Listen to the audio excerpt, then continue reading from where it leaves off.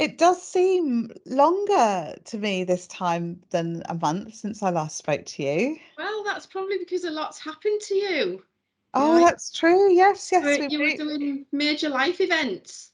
Oh, yes, moving. Yes, yes. Uh, 3 weeks today. Wow. Gosh, Yeah. literally 3 weeks today.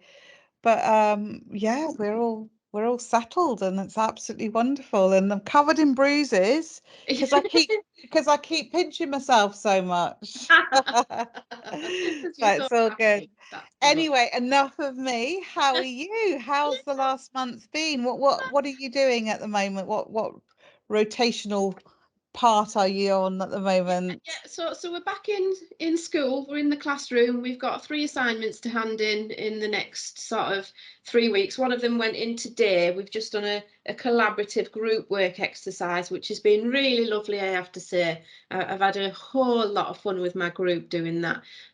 But we've got two more assignments, individual ones to hand in as well. But I've had COVID as well. Oh no. It So finally caught me. oh gosh, in between the whole conversation last time was around COVID and we thought you'd got off Yes, lightly. yes. Oh no, Janet, Yeah. how were you with it?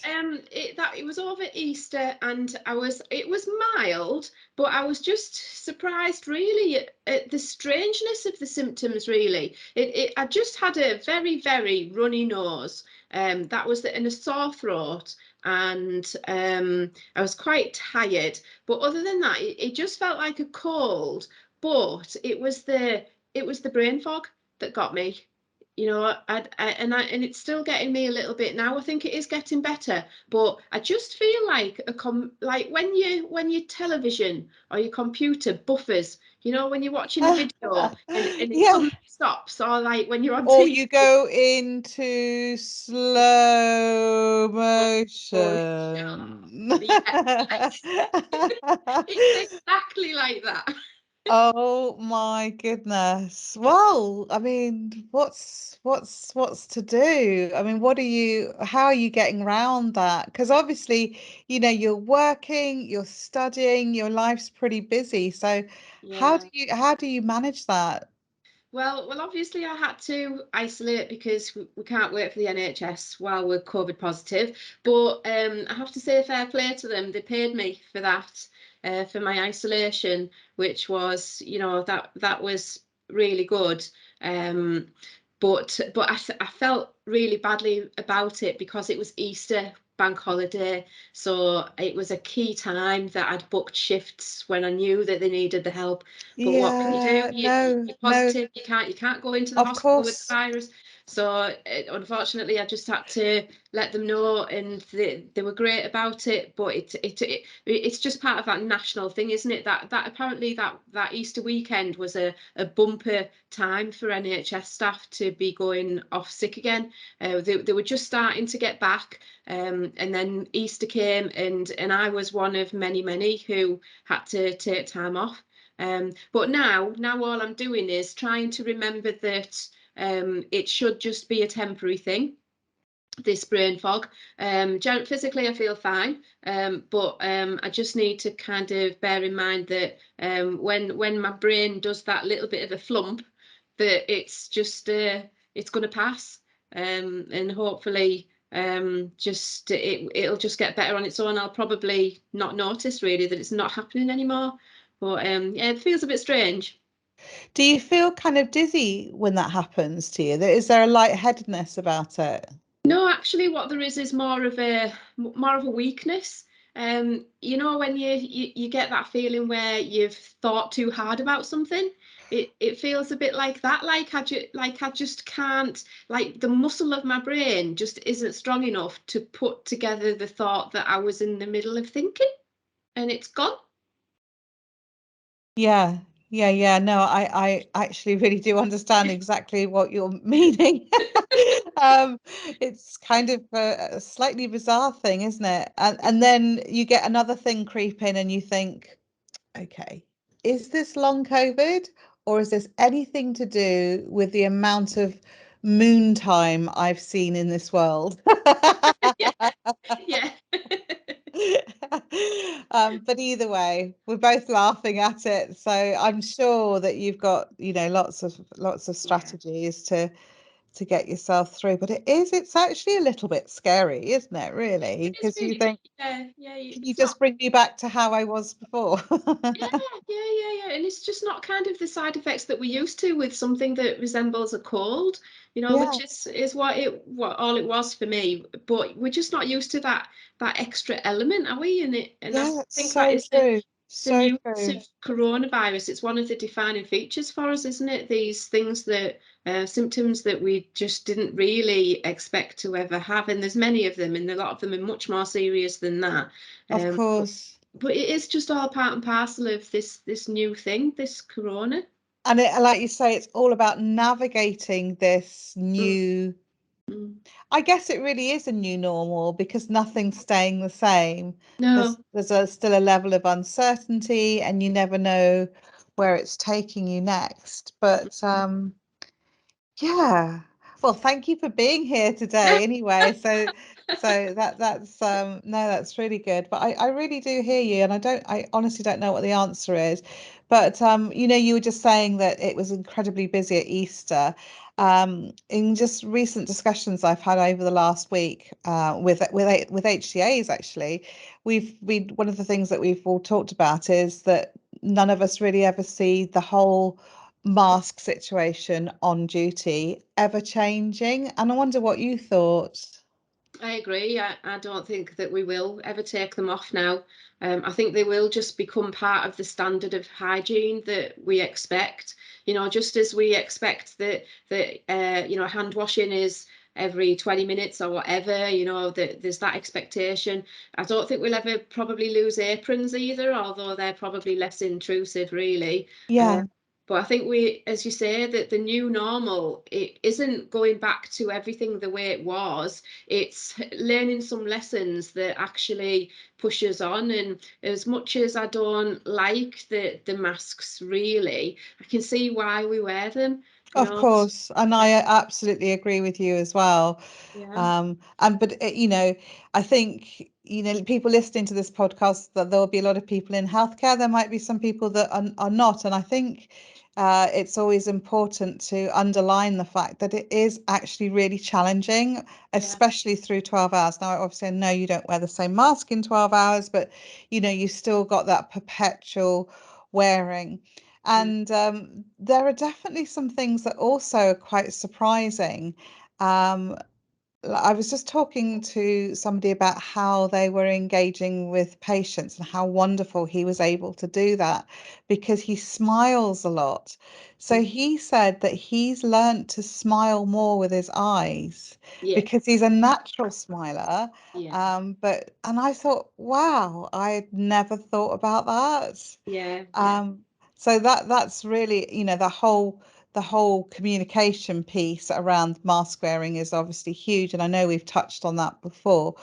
But also, we were laughing at how different people look without the mask. If you've never met them before without wearing a mask, it's happened so many times, even to the point where someone would come up to you in the supermarket, or not the supermarket because they'd be wearing a mask, but you'd see them at a distance, maybe getting in or out their car, and they're waving at you, and you're thinking, who on earth is that? Because it's really difficult to put the two bits together. Yeah, I think your brain fills in the gaps. So I actually genuinely get a bit of a shock when I do see people's faces because your brain kind of invents what the rest of their face looks like. There You're were so right. and men men with beards. I was speaking to a colleague who had a beard, but I walked past him totally unresponsive to him because he didn't have his mask on and he had a beard. So I didn't Exactly my point. Yeah, that is just.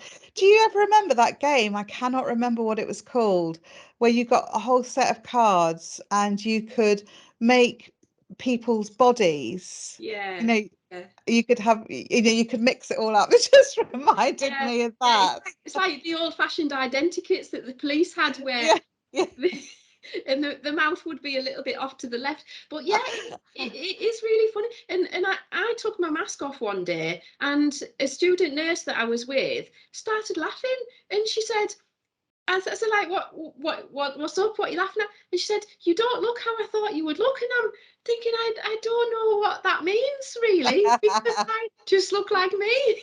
But Yeah. obviously she didn't know. So her brain was making up the rest of my face in her head as well. So it's very, this is a bizarre thing that our brains have to cope with now, is filling in those pictures, like whether to add a beard or not. Never occurred to me that this man would have a beard, but he And does in you real life. honestly, you seriously just couldn't see any of that underneath No, his under his mask. mask, yeah. So I didn't know that he was him.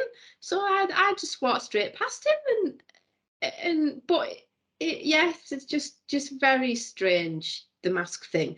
But you're right about the smiling with your eyes, and I find that actually I do look at people more in the eye, because we kind of sometimes we do kind of have a whole interaction with someone without actually making eye contact, don't we? Yes. But I actually find that I make more effort to show that I am looking, that I am making a connection with that person. If they can't see me smile, they can still see me looking. And actually, you usually can see me smile because you can see all my wrinkles. And especially if I smile a really big smile, then you can see that I am smiling. When people say they smile with their eyes, that's partly it, isn't it? It's when the smile reaches your eyes. But yeah, I think that's one of the ways we get around it, is actually by saying, I see you, with our eyes, like that Mm, more personal contact of eye contact, which is lovely actually I when you love make eye that. contact with people, because you can make eye contact with people that you can't communicate with in other ways, whether it's because you don't speak the same language, or because they have trouble with language these days, maybe a lot of dementia patients that they're not able to communicate as easily, but you can look at each other and you can make a real connection, and I love that. I love that too. Now, that actually it kind of opens a segue to our conversation today, because I believe that's around looking at the skills that can't be taught for a nurse Mm. versus the kind of clinical skills that you need to. And I'm pretty sure you would agree that the communication skills side of things Yeah, are. Um, well, they're kind of innate in the person becoming a nurse. yeah. If you couldn't if communication was a issue for you, or it wasn't kind of high on your priority, it would be quite hard. And actually, what you've just highlighted, actually, I wonder if there'll ever be like a piece on this in the student nurse curriculum on how to communicate with your eyes. That's yeah, there probably will be at some stage now. Probably tutors are already picking up on that. Yeah, definitely. You heard it here first, guys. But no, seriously. So, with that in mind, let's just have a think about it.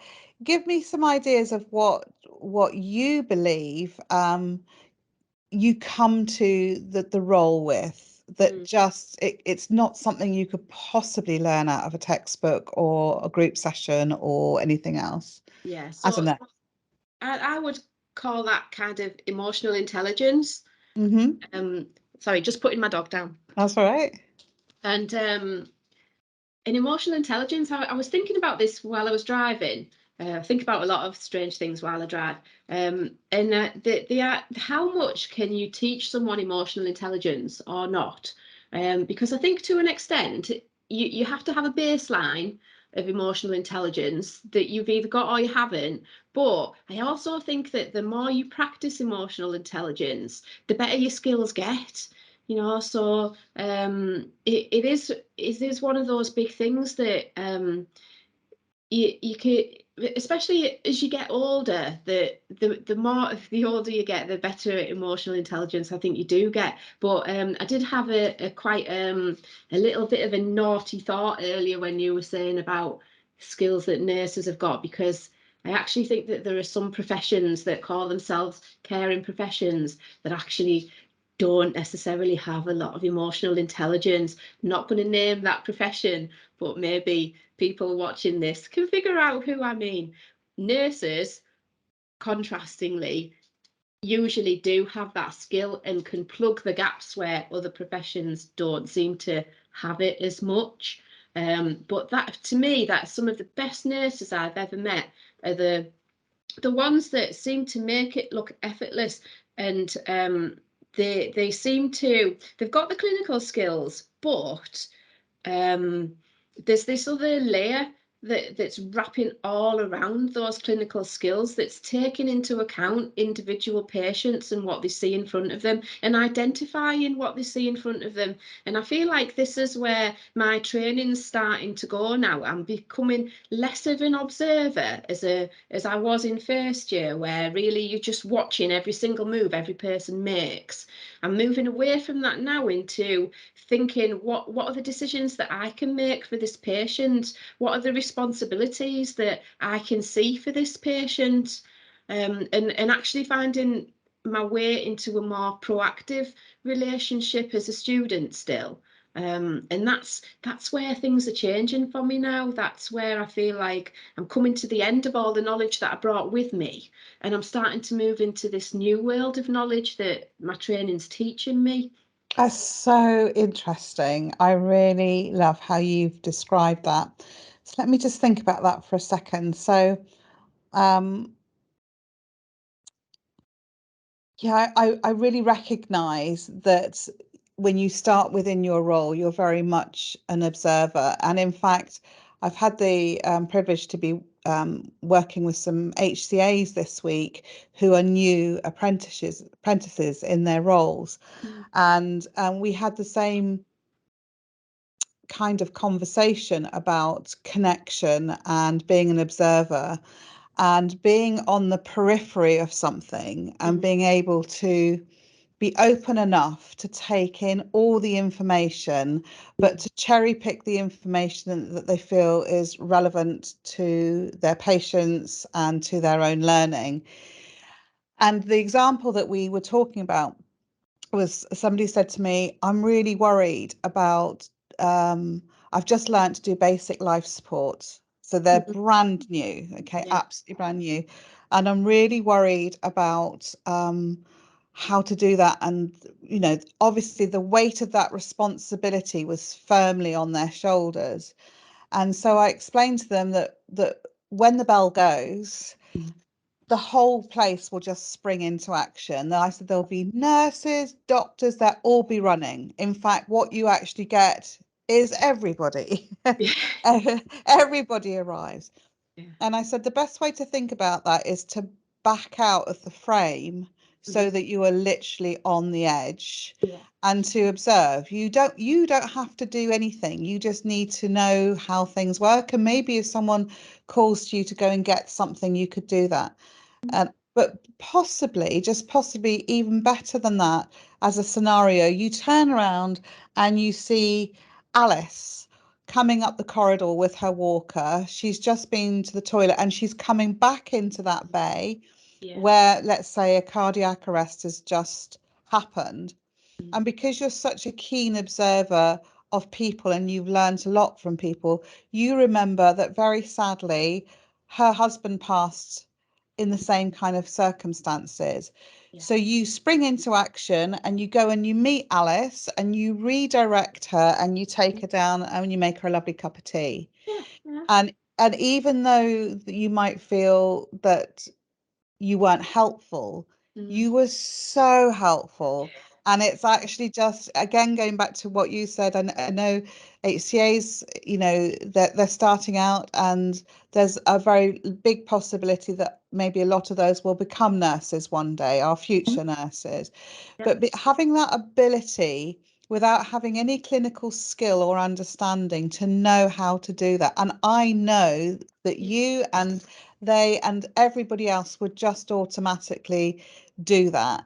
Yeah. That is incredible skill to have, isn't Yeah. it? Oh, totally. Yeah. I mean, what if Alice is become best friends overnight with the person who's having the cardiac arrest? Yeah, Like, we definitely. tend to focus on the patient who's having the cardiac arrest, but all the other people in that bay, they've got a relationship with that person, and when Yeah, the curtains go around, they don't see anything, but they hear lots. Uh, yes. and afterwards, they're left processing the aftermath of that, if the person survived or didn't, they're still in that same room. You know, it's not like it's just the world just resets to, oh, we were just about to have dinner, let's have dinner.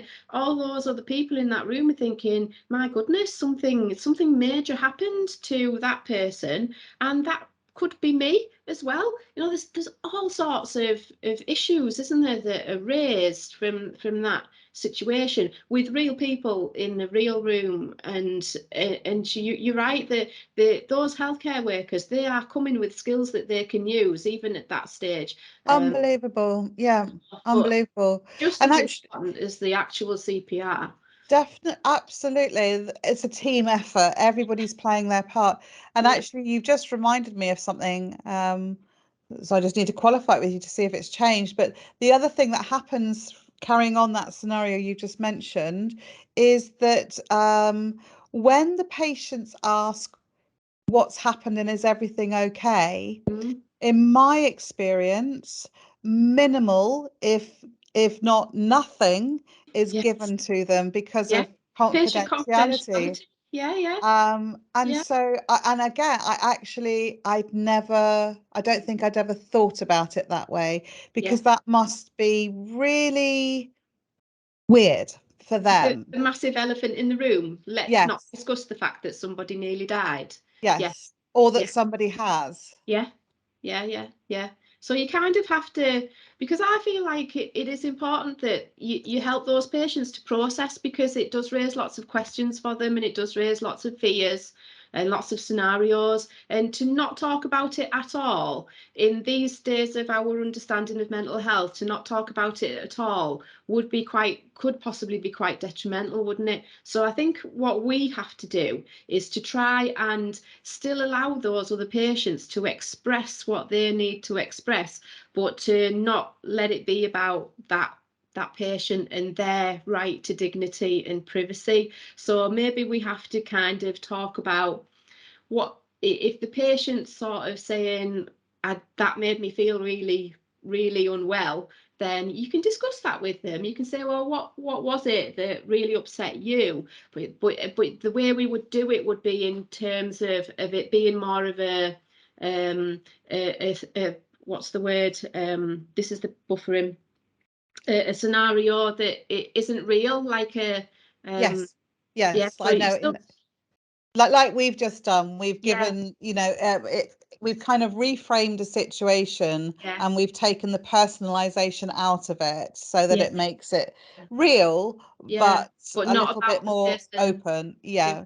who it Yeah, happened to. and to be honest, that's in itself is an absolute gift to be able to do that. Yeah, So yeah, that's another really interesting thing. It makes me wonder whether if people have the time, hopefully they do, because it's important when people come into a bay scenario, that as well as kind of welcoming them into that situation, I wonder if anybody these days actually says, like, there might be some things that happen around you, just so that they're meeting the expectation ahead of anything happening, yeah, and kind of just saying, that unfortunately that's what happens when you're here in the hospital in a shared bay. There may be some things, and we may not be able to discuss those with you further, but just so that you're aware, but we're always here to talk to, you know. yeah, yeah, yeah. It's interesting. I haven't seen that happen, but I have been around in the aftermath of not as serious a situation as that, but patients regularly ask about each other. This is a common thing. You know, they'll sort of, even if someone's just gone for an X-ray, they'll say, "Oh, where's Mrs. What's her face gone from bed 3?" And even in that situation, we can't just say, "Oh yeah, she's gone for an X-ray on a bowel," you know, because it's not what you should be, the information you should be sharing about patients. So the kind of patients do kind of get to a stage where they understand, through the conversations that they have with the staff, that there are boundaries as to what we can talk about. So yeah, I mean, even the whole thing of peer relationships, that's probably could be somebody's dissertation, you know, that about how patients develop these relationships between themselves, kind of as survivors of whatever they were in hospital for. It's it's a social environment. Yeah.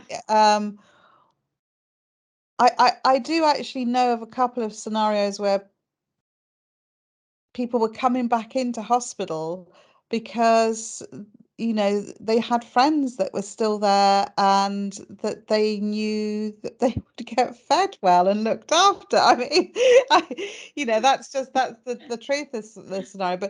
But I'm just trying to depict the fact that people, particularly who live by themselves, Yes. would see this as like, I don't mean a holiday, but a very different scenario to what they're used to, Yeah. but that was fairly, apart from dealing with their own unwellness, let's Yeah. say, Because they it need was actually, respite from their life. Yeah. Yeah. yeah, Definitely, yeah. very interesting. My goodness. So I wanted to ask you about skills that can't be taught versus new clinical skills. I think one of the biggest words, and it's branded around a lot, is compassion. Hmm. And I just wondered what your take on it was personally, and whether we could just have a little bit of a discussion around, um, you know, how that makes up a fairly foundational piece as a nurse. Mm. Yeah, yeah. I mean, we do use the word a lot, and for good reason. And I think it can be one of those things that sometimes can get pushed down the list of priorities in a clinical setting. That especially with what everybody's been through, there's, as well as compassion, there's the phrase compassion fatigue.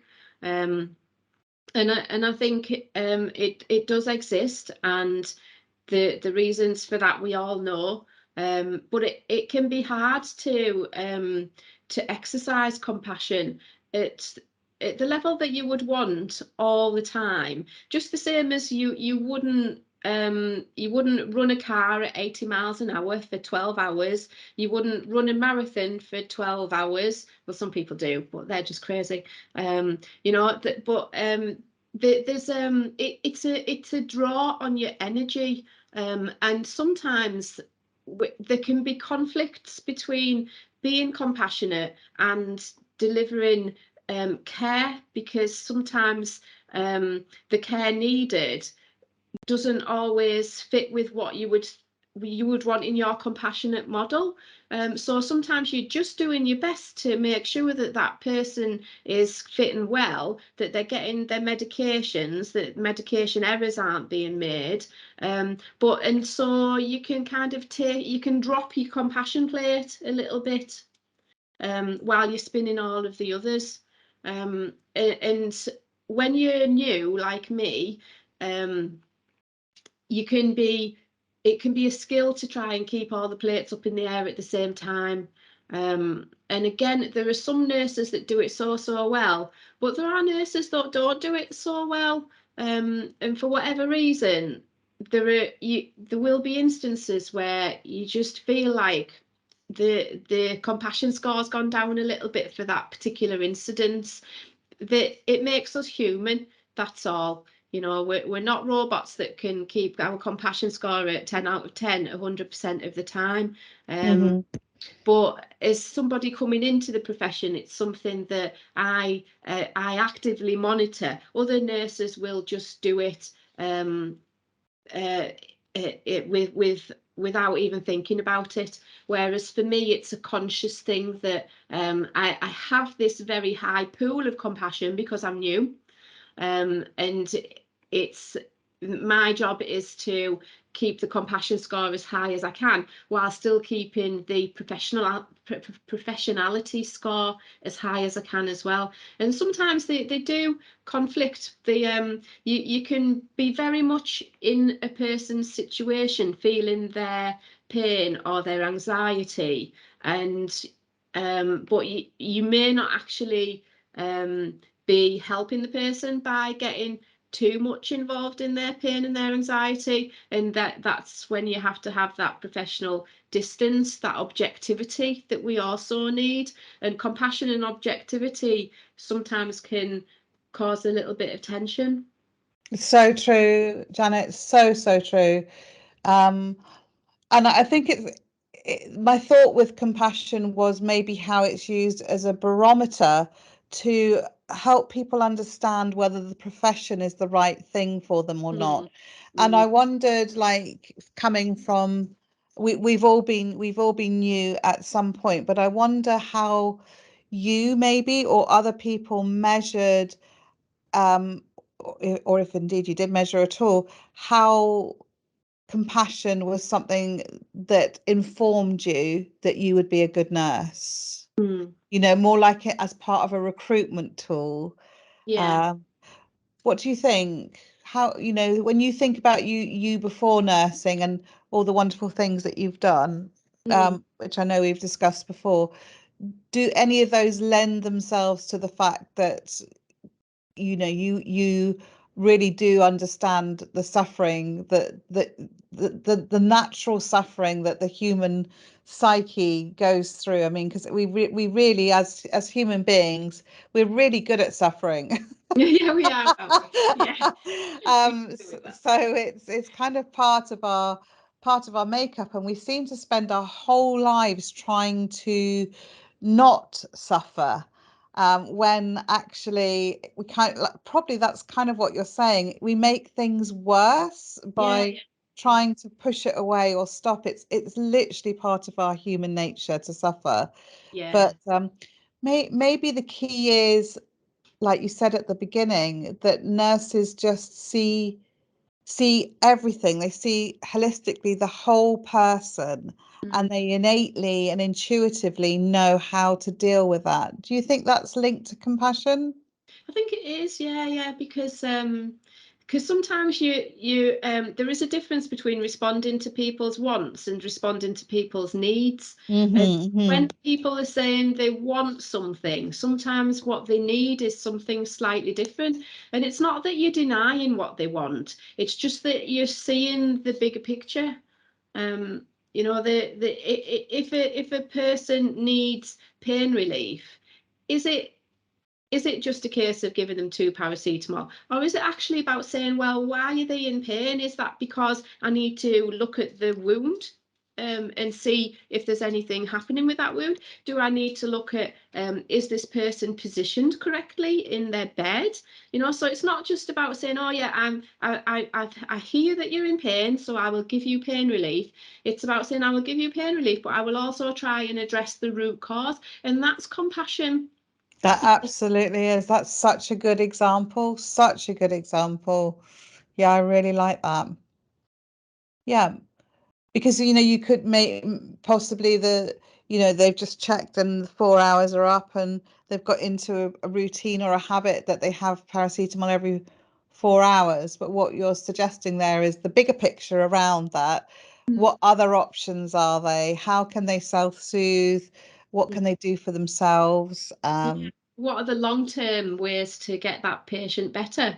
And if they're complaining of pain, then we owe them to find out why, not just to take the pain away, but to find out why. And sometimes it'll be because something's happening that they aren't able to articulate. They might not, but if they're a diabetic patient and they've not got great feeling in their feet, or they might not even be able to see their feet, but we can see their feet.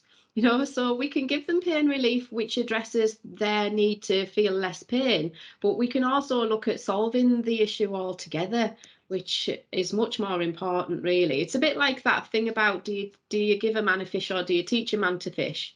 Yes, so right, so right.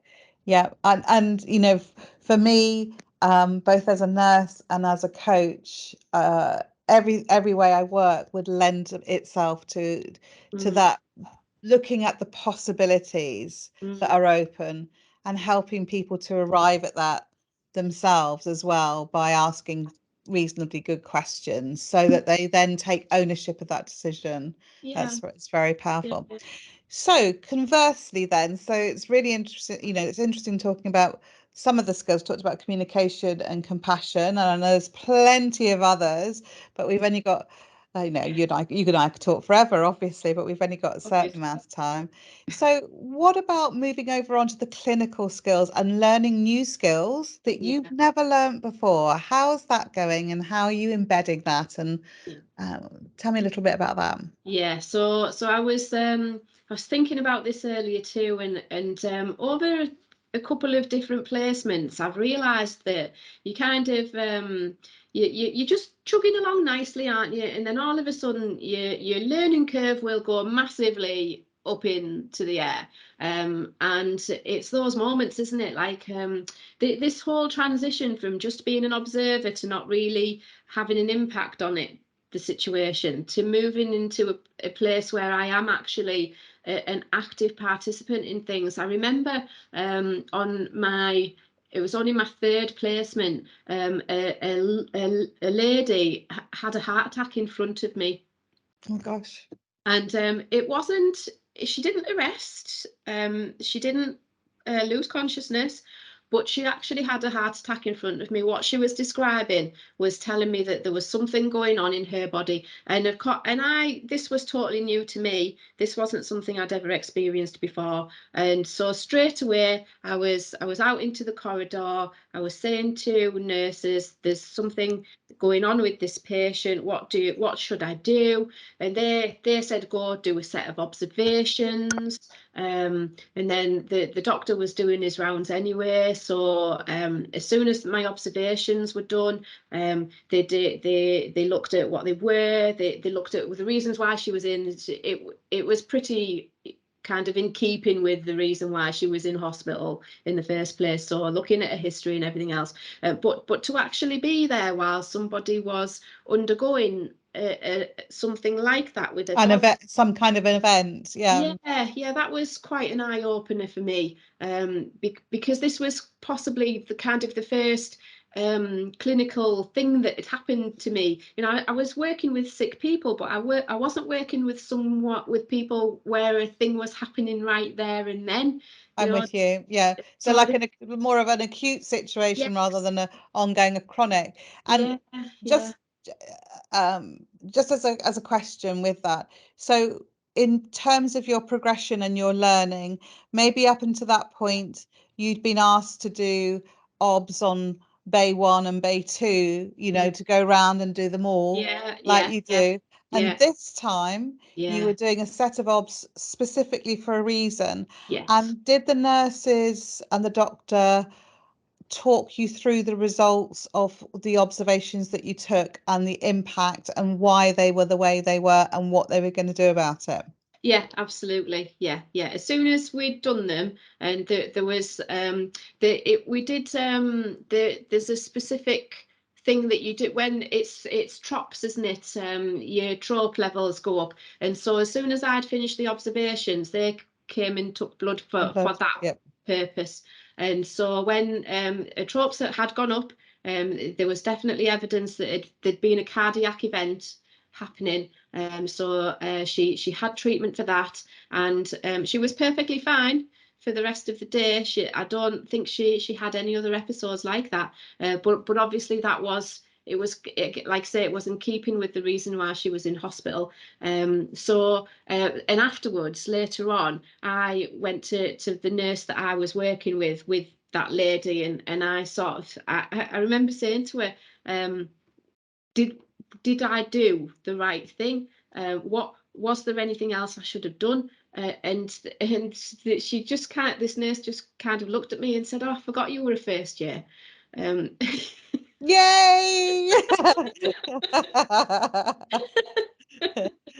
Well, but that speaks volumes, doesn't it, about you? That's fantastic. That's but absolutely we yeah, we did we talked in general about that what that kind of thing happening, you know, that all heart attacks and this major kind of crisis, kind of a bit like what you see on the telly, you know, that was a good example of a cardiac event happening, and they do happen. But she was very happy with what happened, and once I'd had that debrief, I felt happier about it as well.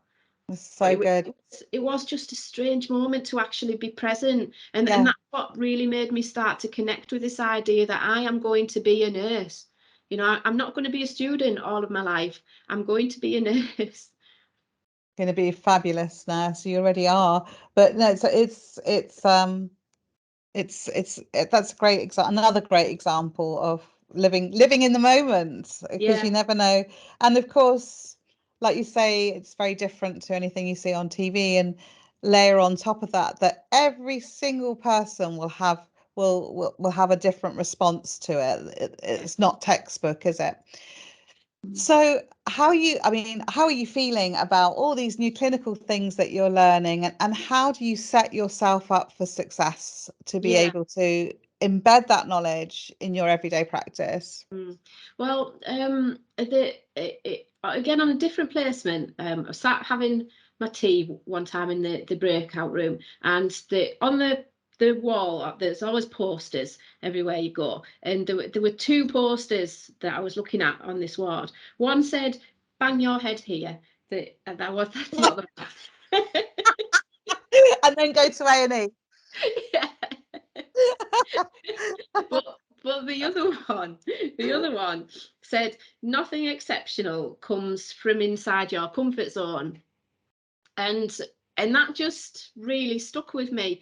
This I started to think then about, yeah, it's great to feel like you know what you're doing and feel like you're on top of things, but are you always learning from that? You're probably not, are you? It's when you're pushed into new realms of thinking, that's when you start to really extend your skills and your knowledge and your Absolutely. confidence. And that's where I feel I am. I do feel like I'm not in my comfort zone anymore, but actually it's a good thing. It's where I need to be. This is my professional development now starting. And so to answer the question about how am I setting myself up for success, what I'm trying to do is embrace that. It's a little bit scary, to think that I might be in a position where decisions I make have an impact, and will it be the right decision or the wrong decision? But I really feel like I'm. It's a bit of a launch pad now. This is where I'm starting to become a little bit more of a butterfly, and see myself moving away from Janet, who owned a coffee shop, to Janet, who is going to be a nurse. That it's real transition in time now, and it's to be Oh, embraced, and I like that. I love I it. know, I love it too for you. Oh, that's so good. And of course, the biggest way to learn is by making a mistake. Mm, Now, I know it's a really easy thing to say, and again, everybody in our community will understand this when I say that we are dealing with people's lives. So yeah, the mistakes hopefully are just little mistakes. It's not like you're a developer and you put a wrong code in and it's like, oh dear, oh well, I'll just correct that. You know, that there are some huge mm, responsibilities there.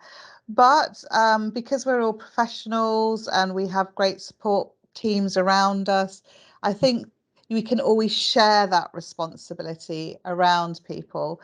And that even if there are little mistakes, you're supported so well that you're never going to be, hopefully, in a position where you do something major that, even if you were putting an IV medication into an IV bag, you'd have someone else there checking it with you. So it's never going to be that critical. But what I'm trying to say, as you well know, is that if you make a mistake, you will never make that mistake again. yeah, And so that learning is so embedded. And again, part of us being human, that yeah, we should go through that process. I mean, goes without saying, most of us, that's how we learnt at school, most of us, mm, that's yeah. that's how it goes. Yeah, but yeah. Again, it seems to be part of the human psyche, really, that things that cause us pain actually stay with us a lot longer. And I think that is true. That the idea that success teaches you things, it doesn't always. Failure teaches you a lot more, because what you learn from that is how to avoid it next time. And like you Absolutely. say, when you make a small mistake, what you learn from that is big lessons. You Yeah. know, you can translate that small error into a big life lesson of, well, what would I do differently next time? And Yeah. a lot of what we study at university is about this. When we reflect, the NMC, this is a lot of what's involved in reflection, isn't it? It's the now what question, and when you can take that wholly painful bad experience of having something go wrong, and you can turn that into now what, to make it better next time, so that something terrible really doesn't happen next time. That is what it's all about. And I have made mistakes already. There Of are times course. when I think, what was I thinking? Why did I Yeah. do that? Yeah. Yeah. But Yeah.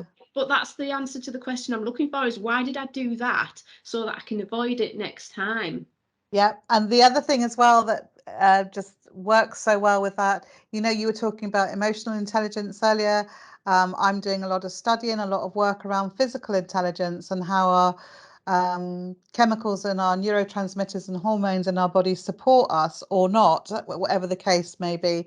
And so that works beautifully with the example of dopamine, for example. So with dopamine, it's our driver, it's our motivation. So when we set a goal or make a plan, dopamine is lifted in search of the answer for it. So it gets you going, it moves you forward. So it's a really important neurotransmitter for us. So, and again, that lends itself to what you're saying with regard to learning and making mistakes. But we are always seeking that kind of feel good as well. So Mm, although things can be really difficult and stressful, there are ways to shake that up, literally shake it up, and to go for the feel good and search for the thing that you're the answer to what you're looking for, and that will drive you forward in a positive way. mm, But goodness me, wow, we mm. cover so much ground, don't We we? do, don't we? I must be an absolute dopamine addict, because I love planning. I Me too. absolutely adore planning. And I know we're going to talk about this in our next get together, this whole idea of career planning. And I'm really, really excited about that. So excited, because I have got plans even at this stage. I am looking at where I'm going to be in the next 2, 5, 10 years. And it is so exciting. What you've just said, I am an absolute dopamine addict. Well, I shall, if you're open to it next time, we could start incorporating some nice little exercises that just involve us standing up to activate various Yeah. chemicals in our body that really Yeah. serve us, if you're open for Yeah, that. let's do it. Um, Yeah, but yeah, career planning. Well, I just honestly can't wait for that, because of your background, because of what I'm doing here at Nurses.co.uk, and also, most importantly, really carving out or starting to carve out your pathway. yeah. That'll be a really great conversation. So that'll be at the end of May. Don't want to move through May, the marvelous month of May, too quickly, because it really is the marvelous month of May. But yeah, we just need to. I'll come back to you with a date at the end. We haven't got a bank holiday now, then, have we? Because that's been pushed over into It's the June. Jubilee. Yeah, yeah, the Yeah, the Jubilee one. 4-day thingy bobby. Yeah.